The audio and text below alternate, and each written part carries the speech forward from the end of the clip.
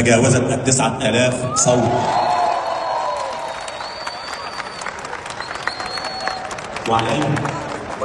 وعليه السادة المستشارين الأجلاء يتم فتح الصناديق والفرز. شكرا لأكبر جمعية عمومية في الشرق الأوسط وفي الأندية الأفريقية على اكتمال النصاب القانوني لهذه الجمعية العمومية بالنادي الأهلي. شكرا للتنظيم لمجلس الكابتن محمود الخطيب رغم المرض الشديد وانتقاطه بعد الصورة التشكيلية مع بعض الأعضاء بالنادي الأهلي.